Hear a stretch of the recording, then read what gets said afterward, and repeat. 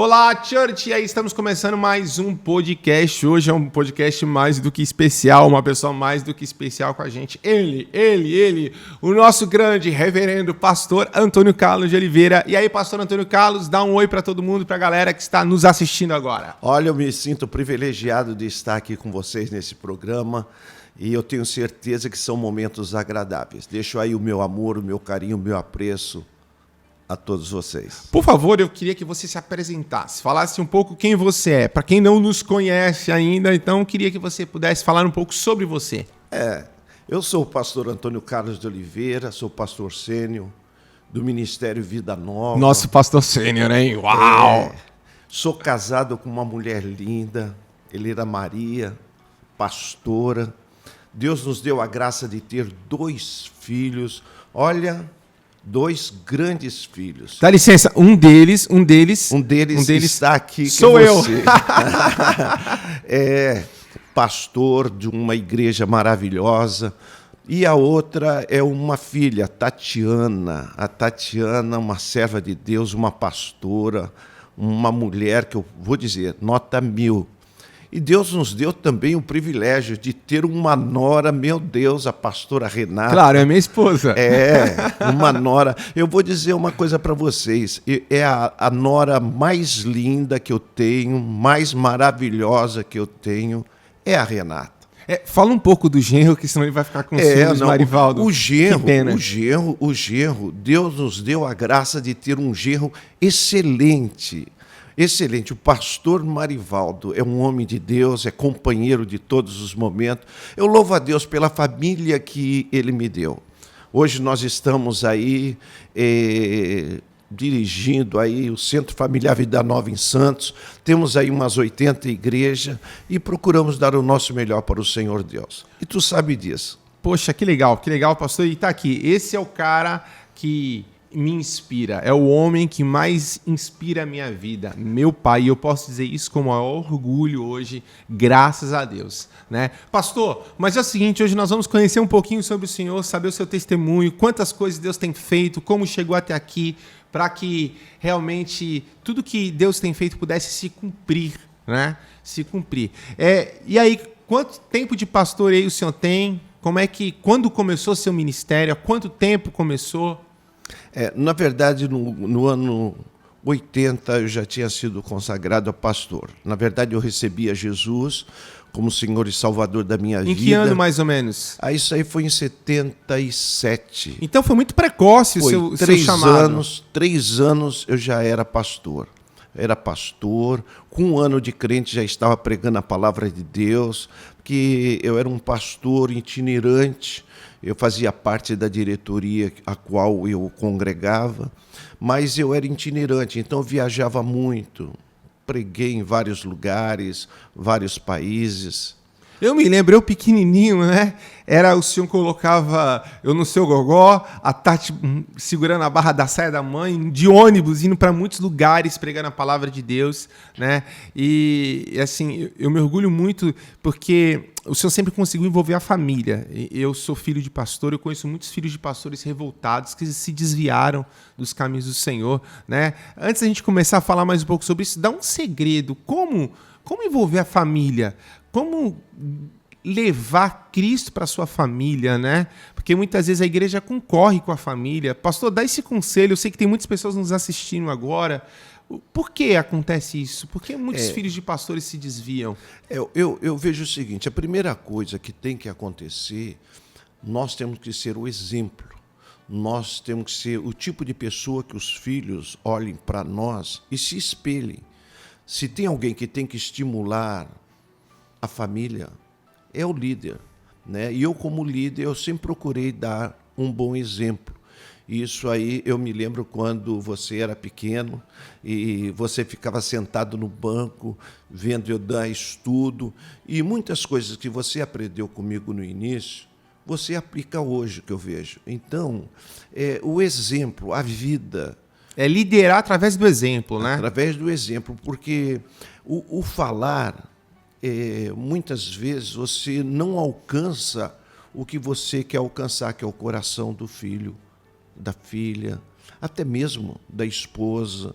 Porque se tem alguém que conhece a gente, além de Deus, é a família, são aqueles que estão próximos, os filhos, a esposa, nos conhecem. Então nós temos que ser um verdadeiro exemplo, como o próprio Paulo diz, sede meus imitadores, como eu sou de Cristo. Nossa, eu lembro que quando eu comecei a pregar muito cedo. A minha alegria era pregar como meu pai. Eu usava os mesmos exemplos, os mesmos versículos, como o exemplo, ele é muito forte, né, na vida de uma criança. Eu lembro a gente pequeno, a Tati saía para fazer trabalho infantil, a mãe saía para pregar, o senhor para pregar em outro lado, eu para pregar em outro lado. Era né? assim mesmo. E servir a Deus e com a maior alegria. Porque assim, eu acho que o maior exemplo que eu sempre tive no meu lar foi esse. De servir a Deus. De ter prazer em servir a Deus. Poxa, que legal. E deixa eu te perguntar. Então o senhor passou por muitos países, né? E quais países que marcaram a sua vida? Na verdade, nós tivemos em 21 países. Um dos países que marcou mesmo foi Angola, foi a Índia. O senhor pregou em Angola? Na África? Olha, para você ter uma ideia, eu tive o privilégio de pregar para 300 mil pessoas. 300 mil pessoas? Chapadão. Calma aí, deixa eu pensar o que é 300 mil pessoas. Cubatão não tem isso de habitantes. Santos, da metade dos habitantes de Santos, e lá pregou para metade dos habitantes da cidade de Santos. O porquê? Porque a maioria desses evangelistas, desses pastores itinerantes, o prazer deles é ir ali para a África. Porque é uma terra muito fértil, né? Porque é ali que tem o povo, né? O povo mesmo, o povo se ajunta para ouvir a palavra de Deus. E eu fui numa igreja, só para você ter uma ideia, a igreja que eu fui, que eu preguei, para 31 mil pessoas sentadas. Então... E o senhor foi num culto na África, e eles são alegres mesmo para poder louvar? Eu acho muito lindo a forma que eles adoram a Deus. Eu estava falando com um pastor, que ele falou, rapaz, eu fui num culto na África participar, eram 5 horas de louvor dançando, eu não aguentei, porque o cara tem que ter aí bom preparo físico, né? A maior alegria, o louvor deles é um louvor que traz entusiasmo. E só para você entender, até na hora da oferta, eles têm o maior prazer, eles vão dançando, cantando e vai ofertando. Isso é maravilhoso, né? A gente tem certas coisas que nós temos que aprender com alegria, com eles, né? Alegria. E às vezes não é o porque tem, é simplesmente porque conheceu Jesus. Conheceu Jesus e tem o maior prazer, né? O maior prazer de louvar a Deus, de adorar a Deus. É com o coração mesmo, é com a alma, né? Isso é muito interessante, né? Eles conseguem contagiar com a adoração. Contagiar. Então, eu tive em muitos países, cada país uma experiência. Nos Estados Unidos mesmo eu tive várias vezes pregando, inclusive eu ia até morar lá, ficar 2 meses lá, 2 meses aqui. Eu ia, na verdade, fundar lá uma faculdade de teologia, né? Antes da gente falar sobre a faculdade de teologia, deixa eu perguntar, até dessas viagens missionárias aí, pregando a palavra de Deus, eu lembro que eu era pequeno, poxa, quantos milagres eu pude presenciar. Eu vi surdo ouvir, eu vi mudo falar, eu vi... paralítico andar, tudo isso nessa caminhada com o Senhor, né? Porque a gente crê nos milagres de Deus e é notório o que Deus faz na vida das pessoas. Mas um milagre que marcou a sua vida, fala para nós um milagre. Olha, foram muitos milagres, mas tem um que marcou, foi quando eu estava em Presidente Prudente e eu estava pregando a palavra de Deus. Tinha uma multidão muito grande numa igreja Assembleia de Deus. E aconteceu que um dia antes eu havia falado para as pessoas trazerem os doentes. E eu me lembro quando eu entrei na igreja, eram muitas pessoas no chão sentado, pessoas encostadas, pessoas na cadeira de roda, pessoas penduradas em muleta. E eu me lembro muito bem que eu disse que naquela noite Jesus ia curar, salvar e batizar com o Espírito Santo. E nós começamos a orar por cura divina. E muitas pessoas estavam na frente, porque quando se fala em cura, parece que todo mundo está doente. Aquela multidão ali na frente para receber a cura. E eu pus alguém para estar orando, tinha pedido para os pastores descer para impor as mãos, porque a Bíblia diz, imporão as mãos sobre os enfermos e os curarão. E eu fui na direção de uma mulher que estava na cadeira de roda. Eu me lembro que eu enfiei os braços assim e levantei aquela mulher, era uma mulher meio obesa, e eu segurei a mulher assim, eu dei um empurrão na cadeira de roda e eu disse para ela: você vai andar agora em nome de Jesus Cristo. Né? Ela se equilibrou assim e de repente ela saiu andando. Daí os obreiros levantaram a cadeira de roda, começaram a circular no meio daquela multidão, pegaram aquela mulher, levaram no altar, ela andava de um lado, andava no outro, o povo glorificando a Deus, e eu estava lá embaixo, de repente eu olhei para uma mulher que estava pendurada em 2 muletas, e aquela mulher disse assim: ela está andando. Eu falei: ela está andando. A mulher jogou as 2 muletas e disse: eu também vou andar. E saiu andando, daí puseram ela no altar, uma andava de um lado, outra andava no outro, e o poder de Deus tomando conta, Jesus batizando com o Espírito Santo. Então, isso aí... São coisas que marcam a nossa vida, né? Marcou a minha vida, porque foram muitos milagres. Eu vi já pessoas que eram surdas, mudas, ouvi pessoas mudas falarem, entendeu? Eu já vi muitas coisas, para de deixar muleta e sair andando, mas esse marcou a minha vida. Eu vejo muitas pessoas falando assim: nossa, no nosso tempo não se vê mais milagres como antigamente. Às vezes as pessoas eu acho até saudosista, né? Mas assim, eu estava pensando sobre isso ontem, né? A pessoa fora do propósito, no caminho errado, ela se perde. Então eu vejo que muitas pessoas às vezes estão até na igreja, mas estão fora do propósito do evangelho e caminhando de uma forma errada. Elas nunca vão ver isso. Mas sempre foi muito natural na nossa vida ver os milagres de Deus. Eu tenho uma experiência na igreja, uma irmã, ela tinha operado o ouvido e tirado tudo aqui do tímpano, ela não tinha mais nada, ela não ouvia. E um dia a gente orando por cura, ela foi curada. E ela chegou no médico e falou assim: ó, eu tô ouvindo. Eu falei: como você tá ouvindo? Você não tem nada no ouvido para ouvir. Ela falou: não, mas eu tô ouvindo. Daí ele falou assim: não, mas é impossível, mas eu tô ouvindo. Ele foi: então tá bom. Até ficou assustado com aquilo, porque Deus, não existe nada que Deus não possa fazer, né? E aí as pessoas estão nos assistindo. Como a gente faz para que os milagres nos sigam? Porque qualquer um tem esse poder, não é verdade, pastor? E às vezes as pessoas pensam: não, só o pastor fulano, só aquele que tem. Não. Vê só, o milagre, a gente sabe que é algo sobrenatural. Mas para nós temos que ver como algo natural. Nós temos é que crer. Se a gente crê, automaticamente sinais seguirão aos que creem, seguirão a nossa vida. Jesus mesmo disse que aqueles milagres que ele fez, nós faríamos até maiores, porque ele iria para o Pai. Nós só temos que crer. O problema é que as pessoas querem ser usadas por Deus, querem que os milagres aconteçam, mas não acreditam. Então, eu primeiro preciso acreditar. A palavra precisa ser revelada ao meu coração de tal forma que ela se torne uma verdade para mim, né? Então, é igual como é a fé. A fé tu tem que colocar ela em ação. Não adianta você falar: eu creio, mas o paralítico está ali. Você diz: eu creio, mas você não atua, não age, não ordena para ele andar. Então, a pessoa fica pensando assim: e se eu fizer e não acontecer? Nós não podemos pensar assim. Até porque se não acontecer, não somos nós que curamos. Não somos nós quem cura, Deus, a Bíblia diz: porão a mão sobre os enfermos e eles serão curados. A gente tem que colocar a nossa fé em ação, porque fé mais ação é igual a crer. E a Bíblia diz que tudo é possível que crê. Então, o crer é a fé em ação. Nós temos que agir, entendeu? E uma coisa que eu sempre vi assim, né, na minha vida era a ousadia. É isso a aí. Ousadia diante de todos, de crer, de colocar em prática essa palavra. Então, é por isso que o evangelho é power, assim, né?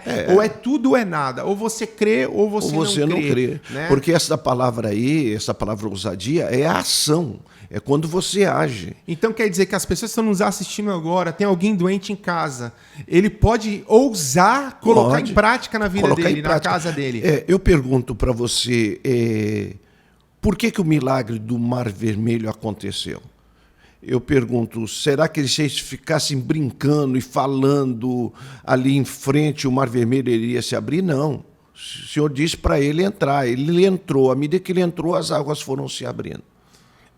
Ele não ficou esperando. Não ficou esperando. Não abre, não. Ele entrou, né? E quando colocou o pé, Deus foi... O Senhor disse assim, não adianta ficar orando. Diga ao povo que marche, vai entrando. Por que clama a mim? Diga ao povo que marche. É isso aí. E às vezes a gente tem que ter a atitude. Atitude. Essa atitude é a ação, é a ousadia.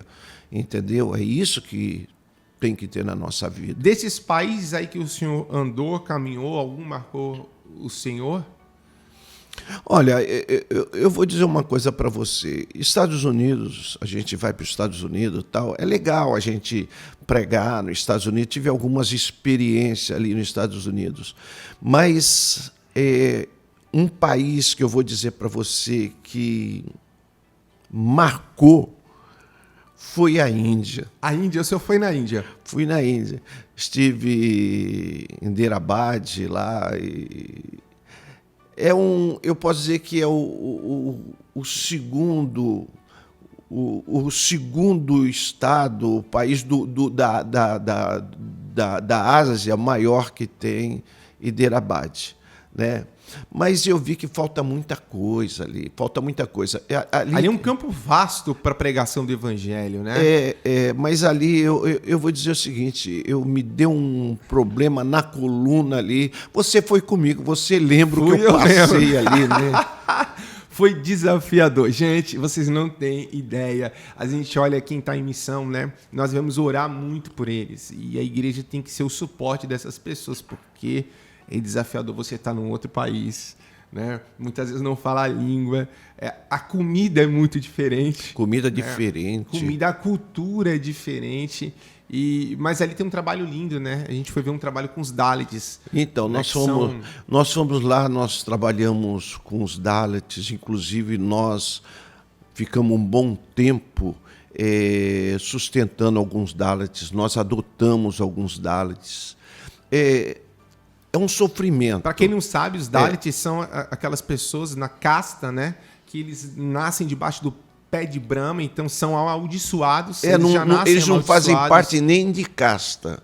Eles estão debaixo do pé de Brahma. É a poeira ali. Na verdade, eles nem no templo eles podem entrar para adorar ao Deus deles, porque, na verdade, eles nasceram amaldiçoados. Como eles creem na reencarnação, eles creem que a pessoa nasceu Dalit porque na outra encarnação foi uma pessoa muito ruim. Então, é algo muito, assim, difícil, porque a pessoa ela nasce com aquilo e ela está presa a isso durante toda a sua vida. E quando o evangelho é pregado o evangelho libertador para essas pessoas. Porque Jesus veio para libertar os cativos. E aí entra a igreja com esses trabalhos, com os Dalits, né? Com as crianças Dalits, porque muitos deles não têm profissão, moram no meio do lixo. Então, assim, é algo lindo. É um trabalho missionário muito lindo, é a OM que faz lá. Mas nós tivemos, difícil, né, pastor? Onde eles bancam realmente aquelas crianças, colégio, tudo. Eles pagam até para os pais. Eles pagam, tem uma verba dada para os pais. Para os pais liberarem as crianças. Estudar, né? Para ser cuidada. Então, é um trabalho muito lindo. Então, eu tive algumas experiências ali que marcou realmente a minha vida também ali. Poxa, que legal. E, pastor, vamos lá. Agora vamos à escola de teologia. O senhor começou muito cedo o seu ministério, né? Pregando a palavra de Deus. Logo foi estudar em São Paulo. Aqui na Baixada Santista não tinha uma faculdade de teologia para você poder se especializar, conhecer a palavra. E você foi para São Paulo. Estudou aonde? Como é que foi? Logo quando eu recebi a Jesus, no mesmo mês que eu recebi a Jesus, já fui estudar num instituto bíblico que tinha. Esse instituto bíblico eu comecei a estudar, mas eu vi que já não era suficiente para mim, eu queria algo mais. Daí eu fui estudar em São Paulo, numa faculdade batista, em Perdizes. Eu tive bons professores, o Shed, que já passou para o Senhor. Olha, eu vou falar... Põe bons professores. Eu lembro que o Shed veio um dia na nossa igreja ministrar. Nossa, ele marcou assim. Já tinha muita idade. Nossa igreja é uma igreja muito jovem, mas como ele acrescentou a nossa vida, acrescentou sobre a vida dos pastores, sobre o ministério, um homem de uma bagagem maravilhosa. Então, eu imagino que você foi criado aos pés dos melhores. Melhores. Olha, tive vários professores, Stoll, Sturt, Irlandes, Altino, pessoas de Deus, pessoas comprometidas com a palavra de Deus. Então, Foram 4 anos que eu vou dizer para você. E Foram todo muito dia bons. você subia e descia para Todo São dia, Paulo? era de segunda a quinta-feira. Todo dia eu subia, descia, eu pegava 4 conduções para ir, 4 conduções para voltar. Era assim a minha vida. Mas foi um período muito bom para mim. Eu aprendi muito. Inclusive, uma das matérias que eu me destaquei mais foi o grego. Eu tinha um professor chamado Petelevski, era um pastor. Olha, e eu me destaquei muito no grego. Foi muito bom. Para mim, somou. Foi uma bagagem, foi a base de tudo que Deus tinha para fazer. Quando eu estava estudando lá, já tinha 1 ano mais ou menos que eu estava estudando lá, daí eu vi naquele Instituto Bíblico que eu comecei a dar aula, que eu comecei a estudar, eu vim para dar aula. E comecei a dar aula naquele instituto. Daí foi num período que o Walter Brunelli, nós estudávamos juntos em São Paulo. Ah, o diretor era o pastor Walter Brunelli? Não. Não? Depois o Walter Brunelli veio para ser o diretor. Nós estávamos estudando em São Paulo.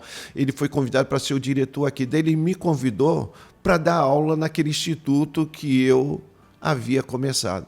E a primeira matéria que deram na minha mão era o grego. O grego, tão novo no evangelho, já ministrando grego. Eu devia ter 1 ano e pouco de crente. Comecei a lecionar grego, lecionei mais 1 ano, depois o Walter Brunelli foi para São Paulo e eu fui convidado a ser o diretor do instituto. E aí você assumiu e o pastor Walter foi para São Paulo. Isso, daí eu assumi o Instituto Bíblico naquele mesmo trimestre ali, eu abri uma faculdade. Todo mundo dizia, a primeira faculdade de teologia em Santos.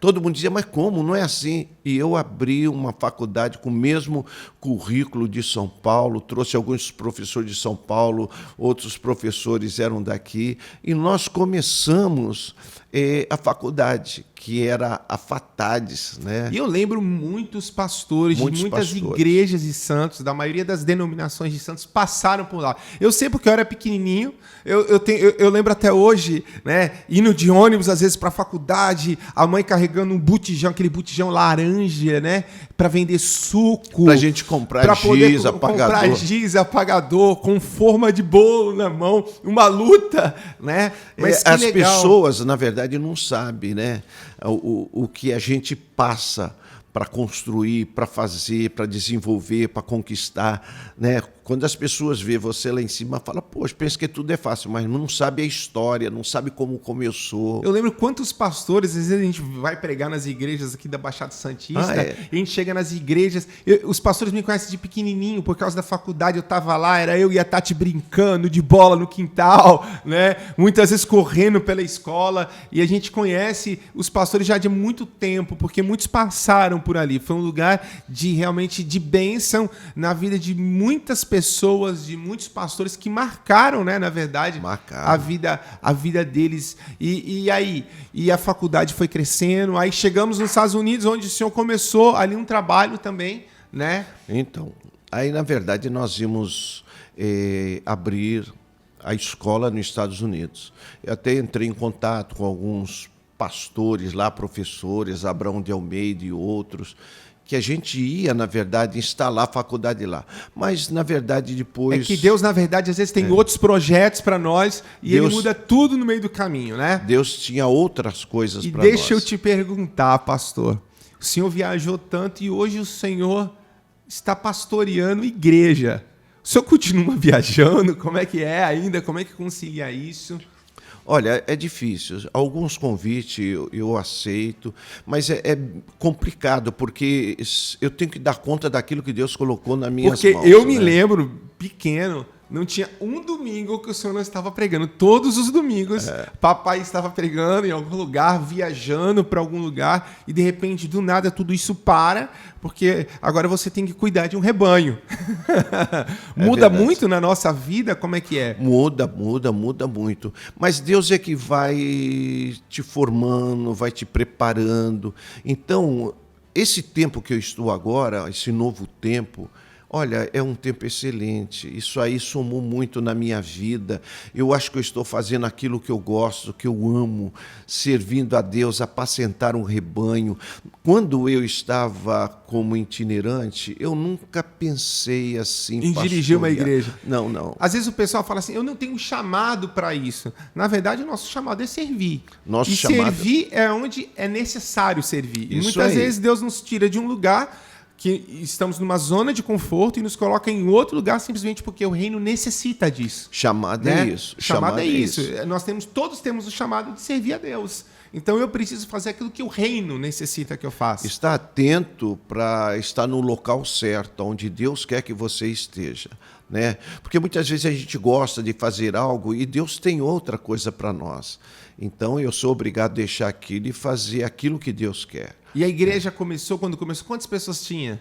Olha, quando nós começamos aí com 22 pessoas. 22 pessoas. Para quem estava acostumado a pregar para multidões de pessoas, agora tinha que pregar todo domingo. Mas você sabe que eu pregar para 22 pessoas como se estivesse pregando para 5.000, para 2.000 pessoas. Eu nunca perdi aquela alegria, porque a alegria aquele não está desejo nas pessoas, de transmitir, né? a palavra de Deus, né?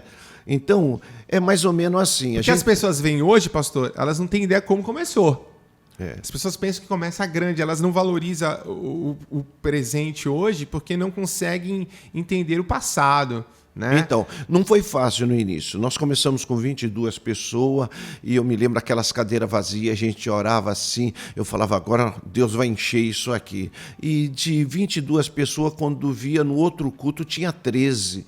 Daí orava mais e consagrava mais. Daí eu falei, agora vai. De repente ia para 7, daí orava mais, daí voltava para 12, depois 15. E era assim, parecia uma sanfona. Você sabe que um dia eu estava lá na igreja, né, e orando, Senhor, porque nosso desejo, assim, como pastor, sempre é ganhar vida para Jesus. Acho que a maior alegria de um pastor é quando você vê uma vida transformada, uma vida mudada, sabe? Nosso testemunho de tantas famílias, né, que foram mudadas por Jesus, que só Jesus pode mudar. Nós somos apenas um instrumento por onde passa, o canal por onde passa o fluir de Deus.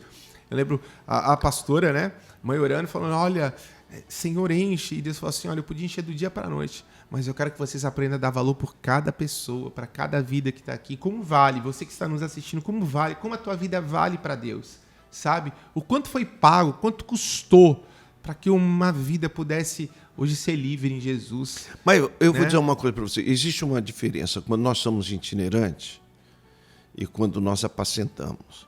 Quando você é itinerante, dificilmente você vai valorizar a vida de uma pessoa. Você quer ver a multidão, você quer ver as pessoas... Quer ver o resultado. Se rendendo a Jesus, mas você não... Se preocupa em cuidar. Não tem aquele valor por aquela vida. Agora, quando você apacenta, o rebanho de Deus é diferente. Cada vida você conta, você quer cuidar, você quer vê-la bem, você vai apacentar de fato. É porque o itinerante, ele pesca de rede. E o pastor, ele pesca de vara, de varinha, ele cuida, né? Ele zela pelas pessoas. Poxa, isso assim é uma bênção. Então, sua vida mudou muito, né? Mudou depois de muito. tudo isso. Mas, pastor, eu queria saber como é que você conheceu Jesus? Quanto tempo? Foi em 78, né, que você se converteu? 78? 77, eu estava hospitalizado. 77. E aí, como foi? Como é que você conheceu Jesus? Quem era? Quem era o Antônio Carlos, esse pastor que ganhou tantas vidas para Jesus, esse pastor sênior do Ministério Vida Nova antes de Jesus? Eu nem sempre fui um cara bom. Todos nós temos o lado ruim. Eu tive meu lado ruim. Eu era uma pessoa meio perdidona aqui na cidade de Cubatão. Ah, você é cubatense de origem. Cubatense, eu nasci em casa com parteira. Então, toda vez que a gente passa ali na Miguel Couto, ali do lado da delegacia, aquela casa de esquina, foi ali que o pastor Antônio Carlos nasceu, gente. Então, eu era meio perdidão aqui. Eu não fui pessoa que se envolvia com droga. Não, nunca fui esse tipo, mas eu era perdidão. Mas aconteceu que casei, mas mas a minha vida ainda continuava meio perdida. Até o momento que... Quantos anos o senhor tinha? Eu tinha mais ou menos... Eu casei, eu tinha 24 anos, né? E eu eu me acidentei, eu tinha 26 anos. No auge, porque assim, essa é a idade que a gente acha que nós somos o dono do mundo e o mundo gira ao nosso redor. É quando o cara se acha o... Eu me achava. E foi nessa época que, de repente, Deus quebrou tudo. Me achava. Eu tinha tudo o que eu queria, tinha carro, tinha imóvel, eu tinha tudo, ganhava bem, entendeu? Mas era um perdidão, mesmo casado. Mas até o momento... Deus, ele tem maneira de tratar conosco. Deus permitiu que eu participasse do maior engavetamento do mundo. Foi na Via Anchieta, em 77. Eu ia para Cozipa, eu trabalhava, hoje é Uzi Minas, eu trabalhava lá. Eu era técnico de tubulação, fiscalizei lá Plate Mill, fiscalizei lá a Cearia, vários lugares lá. Então tudo estava bem na sua vida? Tudo bem, tudo corria bem. Do jeito que você imaginava que era bom e que você tinha planejado? Até o momento que eu saí de casa, entrei numa Kombi que estava me levando para Cozipa e no meio do caminho na Anchieta. Foi uma manhã de neblina, aquelas neblina em rolo, né, que você não enxerga um palmo diante do nariz. E a Kombi aí, nós estávamos em 11 pessoas e o motorista estava dirigindo e eu gritei para ele, eu falei assim, olha, encosta aí que a gente não enxerga nada. Geralmente eu ia dormindo, mas naquela manhã eu estava acordado. E de repente eu vi uma luzinha na frente que estava aumentando. Daí eu coloquei minhas mãos, eu firmei minhas mãos e meus pés, que eu estava sentado na frente, nós estávamos em 3 na frente. O total eram 11 pessoas e aquela luz foi aumentando. De repente, aquela Kombi ela bateu num ônibus. O ônibus estava diante de nós, ela bateu no ônibus. Veio outro ônibus, que era a hora que todo mundo estava indo para Cozipa, aqueles ônibus. A hora do rush, né? Isso. O outro ônibus veio e fez pastel da Kombi. E a Kombi começou a pegar fogo. E foram muitos carros que se chocaram ali. Foram mais ou menos 300 carros. Ficou aquilo na história. E o fogo começou a pegar... A galera mais nova não lembra disso, aliás, nem viu isso, né? Não, nem viu isso. Eles lembram desse segundo engavetamento que teve na Anchieta agora, né? Sim, mas na verdade o pessoal mais antigo lembra disso porque marcou a Baixada Santista. Morreram muitas pessoas. E aconteceu que as minhas mãos e meus pés estavam presos, o fogo estava pegando dentro de mim, assim, eu estava com uma camisa de seda, e o fogo, quando pega a camisa de seda, gruda, e eu estava com um casacão de couro, e o meu cabelo era muito grande, eu tinha um cabelo grande, queimou o cabelo, estilo Roberto Carlos, né, gente? O rosto foi queimando tudo. Daí eu só gritava, eu estou vivo, eu estou vivo. As pessoas vieram com extintor, apagaram o fogo, começaram a abrir a porta, a lataria, aquele negócio todo. Eles me arrancaram, veio uma ambulância pela Anchieta contramão e parou no acostamento. Eu sei que eles me pegaram. Eu estava vivo, eu só gritava, eu estou vivo. Eles me pegaram, as carnes saindo na mão deles, porque tinha pegado fogo em tudo. Eu estava parecendo um homem de 80 anos, todo inchado, todo escuro. E eles me pegaram assim, e a ambulância que veio, ela não tinha maca, não tinha nada. Eles me pegaram e me jogaram assim na ambulância. Eu me lembro, era um japonês, que era um médico, me jogaram na ambulância e correram para a Santa Casa. Na Santa Casa, todos os médicos, já parece que enfermeiros, já estavam avisados que está todo mundo com maca lá embaixo, está esperando. Porque, na verdade, foram muitos feridos, né? Então, os hospitais todos estavam de plantão, estavam atentos. Daí, quando eu cheguei, me pegaram, colocaram na maca e para o centro cirúrgico. No centro cirúrgico, eles me deram uma anestesia.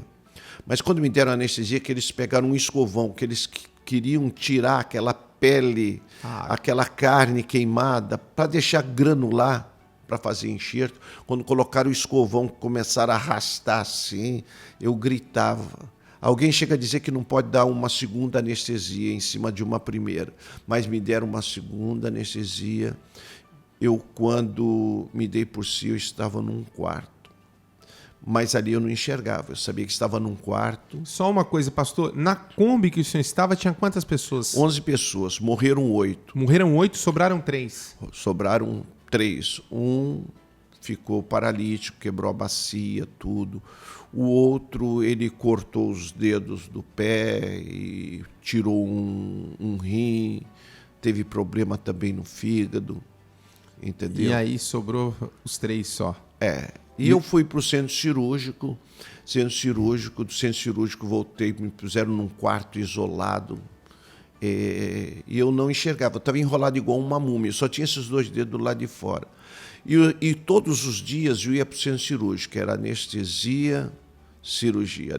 Eu fiz 21 cirurgias. 21 cirurgias. 21 eu lembro cirurgias. que a minha mãe falava que ela não te reconheceu. Quando disse que foi uma loucura, todo mundo avisando sobre o acidente que já havia tido. Então começaram a procurar nos hospitais as pessoas para poder reconhecer, né? E parece que seu nome estava na lista de mortos também. Mas aí ela começou a procurar nos hospitais e ela te achou. E ela só te reconheceu, a sua esposa te reconheceu porque o senhor usava a aliança pendurada no pescoço. Porque o senhor estava irreconhecível. Irreconhecível. Né? Irreconhecível. Então foi algo muito traumático e realmente muito dolorido. E aí você então agora passa por 21 cirurgias nesse processo. E ela estava grávida, né? Ela estava grávida da Tati. Foi uma gravidez tortuosa, porque ela sofreu muito, ela estava grávida, preocupada, não dormia de noite, entendeu? Sempre no hospital, atenta à minha situação. Eu tinha enfermeira de dia, enfermeira de noite, que a gente pagava por fora para cuidar de mim. E eu estava ali, todos os dias sendo cirúrgico. Como eu disse, anestesia e cirurgia. Um dia chamaram toda a família, que eu estava colocando muitas coisas para fora, assim, e falaram que chegou a minha hora. Mas não, eu estava colocando o extintor, aquele negócio do extintor que veio e misturou com as coisas aqui. Eu comecei a colocar tudo para fora, mas eu consegui superar aquele momento. Superei aquele momento. Já estava desenganado, chamou a família para despedir. De vez em quando chamava a família, porque eu piorava, depois melhorava. E aconteceu que um dia eles tiraram a venda dos meus olhos. Tá, deixa eu perguntar. E aí o senhor perdeu o quê? Perdeu o braço? Eu perdi o braço. Perdeu o braço nisso, porque o seu braço ele queimou todo, então né, foi amputado o seu braço. Seus pés, como é que são os seus pés? Que às vezes as pessoas não sabem, viu o pastor assim todo bonitinho. Meus pés, todos os metatarsos do pé direito foram quebrados e ele foi partido em 3 partes. Em 3 entendeu? partes? Em 3 partes. Os pés ficaram presos Eu ando com tênis, com um sapato, com uma palmilha legal, porque descalço eu não consigo andar muito. Mas isso é um milagre. De você andar é um milagre. É um milagre. É um milagre. É um milagre. É um milagre mesmo. Milagre mesmo. E olha, só para você ter uma ideia, Felipe, eu ali no hospital, quando tiraram a venda dos meus olhos, aconteceu que eu comecei a ver as coisas embaçado. Tinha uma grande porta e tinha uma grande janela. A minha família ficava do outro lado da janela me vendo ali naquele quarto.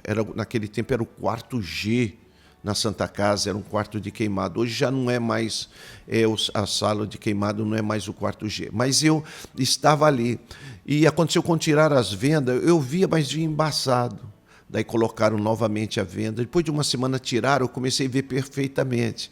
Eu vi a minha esposa grávida do outro lado, ali daquele vidro. Vi meu pai, minha mãe chorando, entendeu? Todo mundo sofrendo. Meu pai já não trabalhava mais legal, porque sabia da minha situação. Mexe com toda a família, minha mãe desesperada.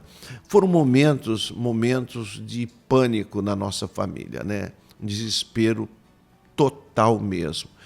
E os dias foram se passando. Um dia, eu agora enxergando, esses 2 dedos lá de fora, e eu estava enxergando, eu vi naquela janelona de vidro, eu vi quando tinha uma mulher fazendo assim, mexendo com as mãos, falando com a enfermeira, e de repente a enfermeira fez assim, colocou um capuz nela, colocou uma capa, que era meio azulada a capa, e a porta, aquela grande porta se abriu.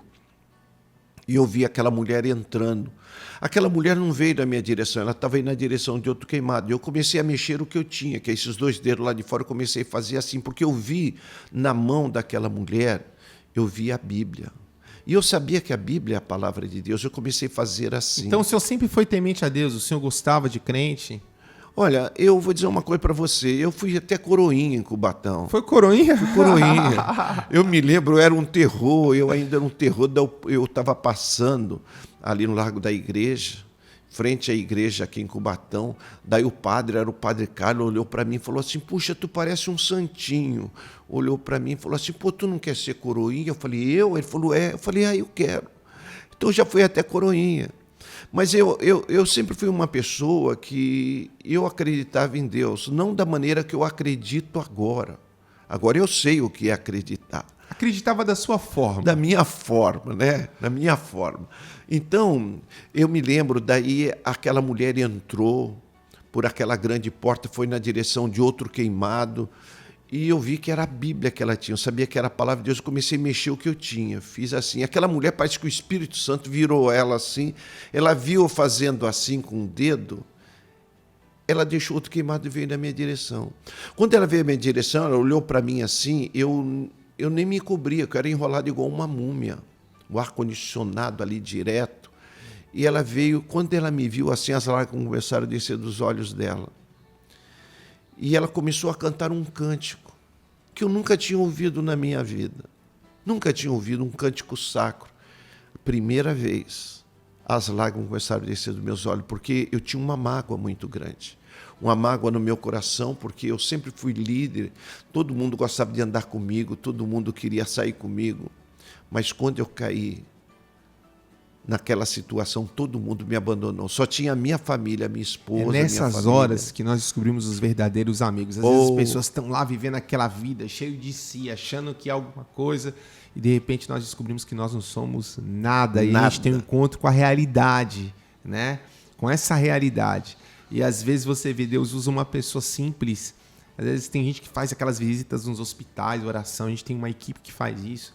E ninguém dá valor para isso. Meu Deus, mas Deus já tem ali a pessoa certa. Porque são sementes que são lançadas. É verdade. Né? E no momento certo, Deus faz aquelas sementes frutificarem. E aí, pastor, o que ela fez? Daí ela cantou aquele cântico sacro e as lágrimas começaram a descer dos olhos dela, começou a descer dos meus olhos a primeira vez. Eu comecei a sentir algo leve. Né? Daí era uma mulher, ela era analfabeta, ela não sabia ler nem escrever, mas ela conhecia o Salmo 23 de cor. Um cara cheio de si agora se depara com uma senhora analfabeta, limitada, né, entre aspas, e aí agora ele vai ouvir aquilo que aquela mulher ela olhou para mim assim com lágrimas nos olhos e começou a dizer: o Senhor é meu pastor e nada me faltará. Deitar-me faz em verdes pastos, guia-me mansamente às águas tranquilas, refrigera a minha alma. Quando ela chegou naquele versículo que diz: ainda que eu passasse pelo vale da sombra da morte, eu não temeria mal algum. Quando ela começou a falar esse texto, daí eu comecei a gritar, a chorar com toda a força que eu tinha. E ela disse: você quer receber a Jesus como Senhor e Salvador da sua vida? Eu disse: eu quero. Daí ela orou por mim. Quando ela orou por mim, eu comecei a sentir algo penetrando dentro de mim, mudando alguma coisa dentro de mim. E aquela mulher, depois de ter orado, de eu ter recebido a Jesus, ela virou as costas. Eu falei: você vai me visitar novamente? Ela falou: eu vou voltar. Que ela virou as costas, que ela ia saindo. Ela ouviu a voz de Deus dizendo: minha serva, esse aí será um dos pregadores da minha palavra. Ela disse: mas como, Senhor? Olha a situação dele. Parece uma múmia, tudo arrebentado. Novamente ela ouviu a voz de Deus dizendo: esse aí será um dos pregadores da minha palavra. Segundo os médicos, eu ia demorar muito tempo lá, falar em ano. 3 meses depois, eu estava saindo do hospital. Saindo do hospital, eu sempre fui destro, mas meu braço foi cortado. Eu já saí do hospital escrevendo com a mão esquerda. Fiz 2 faculdades com essa mão esquerda. Falaram que o senhor também não andaria. Falaram que eu não andaria. Eu me lembro que eu saí de lá, já saí querendo fazer alguma coisa. Mas as pessoas não sabem o sofrimento. Me lembro quando eu cheguei um dia no centro cirúrgico, o médico falou assim: nós vamos amputar o braço dele.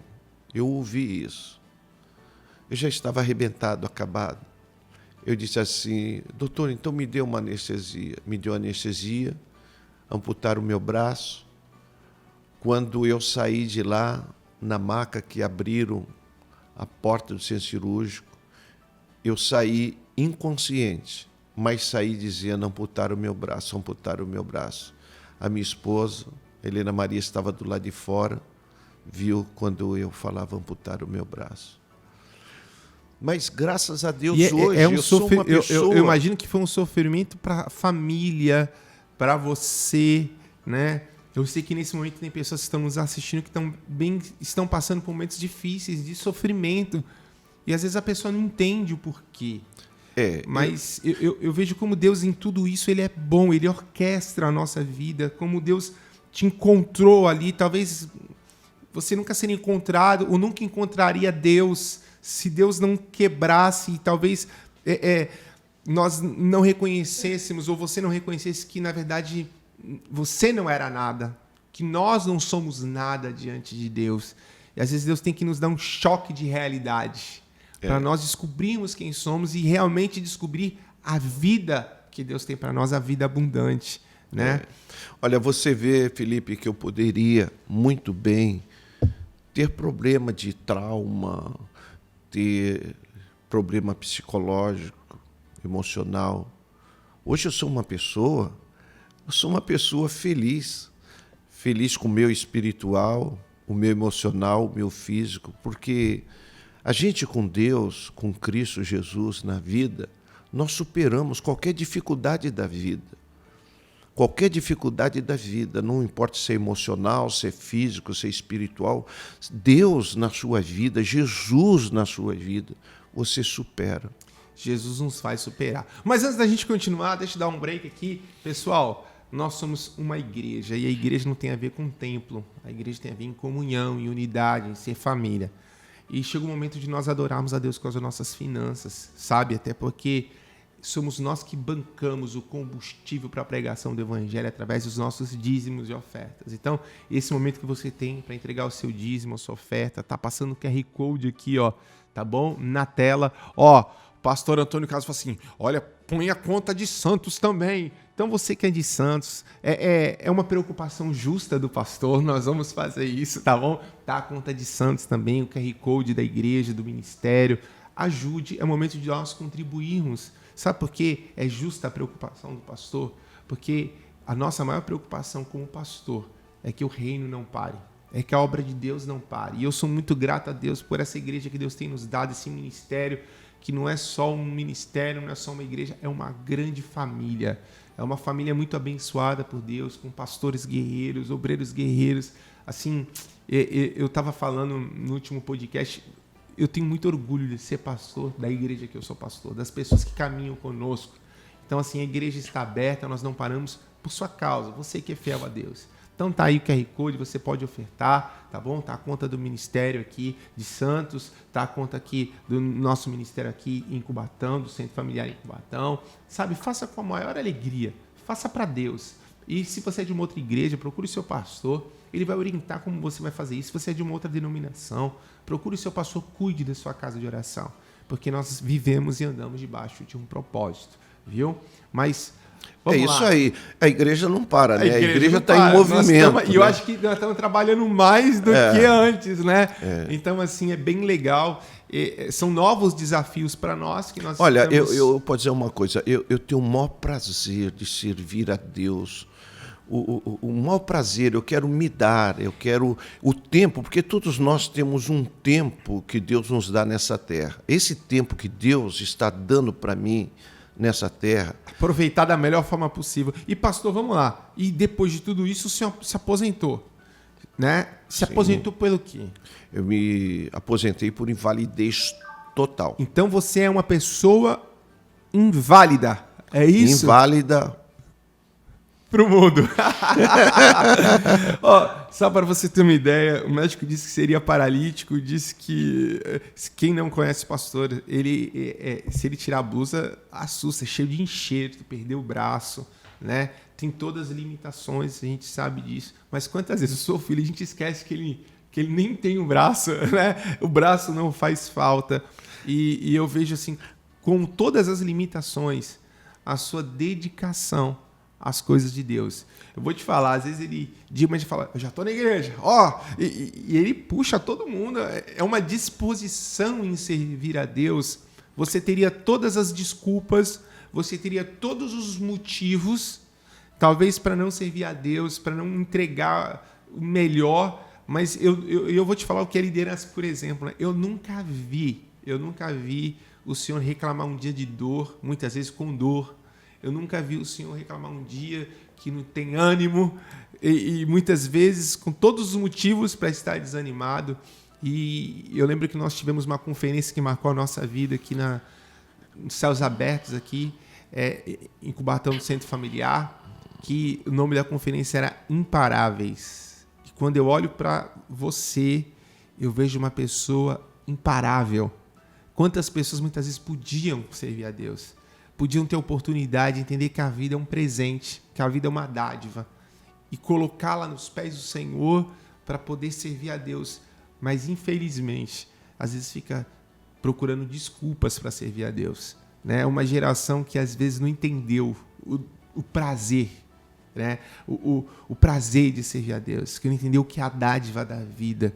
E eu vejo o Senhor aí, eu vejo quantas coisas, né? O Senhor poderia parar e não para. Eu só posso dizer que eu sou exemplo de Deus deixando a ciência desnorteada. Porque a ciência diz algo, a ciência médica diz algo, e Deus age diferente. A minha vida é assim. É como você disse, eu poderia estar paralítico numa cama, poderia estar atrás de uma desculpa, eu não consigo, eu não vou fazer, eu não posso. Eu poderia, porque perdi o braço, me acomodar, entendeu? Eu sou aposentado mesmo, mas não, eu entendo que eu tenho uma chamada. E a minha chamada está acima de tudo. A chamada muitas vezes se torna maior que a nossa própria vida. Isso é chamada. É o colocar a vida no altar de Deus. Saber que você está sendo gasto no altar de Deus. Quando a nossa vida se torna o próprio sacrifício ao Senhor. Deus tem buscado essa geração nesse tempo. Né? O que eu fico admirado, tem pessoas que têm talento, mas não têm chamada. Porque se tivesse chamada, meu Deus, ia saber. Estava colocando no altar. Meu Deus, colocando no altar do Senhor Jesus. Poxa, pastor, e vem cá, dá um conselho. Conselho para nós que estamos caminhando atrás, seguindo os seus passos. Pessoas que querem, na verdade, servir a Deus e ter resultado, ver os frutos do seu trabalho. Qual é o conselho que o Senhor nos dá, o conselho que o Senhor dá para a igreja, para as pessoas que estão nos assistindo agora? Pessoas que muitas vezes estão passando por muitas lutas, dificuldades, não entendem o momento difícil que está passando. E eu sei que hoje tem muitas pessoas nessa situação, pastor. Qual é o conselho que o Senhor nos dá? O conselho que eu dou é o que o escritor aos Hebreus deixou para nós. Deixando todo o pecado e embaraço, deixando todo o embaraço e o pecado que tão de perto nos rodeia. Corramos a carreira com perseverança. O problema é que muitas pessoas estão enroladas, não perseveram, entendeu? Até pessoas que muitas vezes estão envolvidas em muitas atividades na igreja. Então, deixando todo o embaraço e correr esta carreira, mas com perseverança. E o segredo, olhando para Jesus, autor e consumador da nossa fé. Porque muitas pessoas no meio do caminho perdem o foco de Jesus. Né? Perde o foco. E eles deixam de perseverar. Então, quem não persevera não vê o resultado. Não vê Porque o resultado não é no nosso tempo, o resultado é no tempo de Deus e depende de Deus. Porque muitas vezes vem um vendaval, vem as circunstâncias adversas, a pessoa tem que entender que muitas vezes o vendaval na nossa vida é para provar a força da nossa raiz, né? Se nós estamos firmes mesmo, enraizados mesmo em Cristo, ou que estamos com os pés sobre a rocha. Então esse vendaval vem, mas todo vendaval ele vem e vai, e passa. Mas aqueles que estão enraizados, ficam firmes. Ficam firmes em Deus e as suas raízes são mais fortalecidas. Mais fortalecido. Gente, que pena. Acabou. Acabou. Pastor, se tem algum convite para as pessoas aí, fica à vontade de dar o seu... Olha, que Deus abençoe a vida de vocês. Estamos aí para servir. O nosso prazer é servir. E como diz a nossa camiseta aí, servir com paixão, né? Com paixão. Procurar dar o nosso melhor. Então, se você precisa de ajuda, tem algum problema, precisa de algum conselho, nós do Ministério Vida Nova temos muitos pastores e estamos à disposição para servir, para orar, aconselhar e ajudar você e a sua família. Pastor, nesse tempo de pandemia mudou muita coisa, né? E é legal, a gente começa a ficar meio que digital, meio, né? E o senhor tem lives que o senhor faz, né? Tem. Toda semana, quais são os dias, como é que faz? Eu, na verdade, eu fazia a live todos os dias, mas agora nós reduzimos. Nós estamos fazendo às quartas-feiras e às sextas-feiras, às 16 horas, tá? É na Toda página, quarta e sexta, às 16 horas. Página Pastor Antônio Carlos, no Face. Então, você que não segue o Pastor Antônio Carlos no Face, no Instagram, meu irmão, vai lá, siga-o, tá bom? E eu tenho certeza que será uma bênção. Gente, foi muito bom estar com vocês. Que Deus abençoe cada um, a casa de cada um, a sua família. Que Deus restaure os seus dias e abençoe de uma forma abundante. Esse é o nosso desejo. Boa noite, vai, transforme o mundo em nome de Jesus.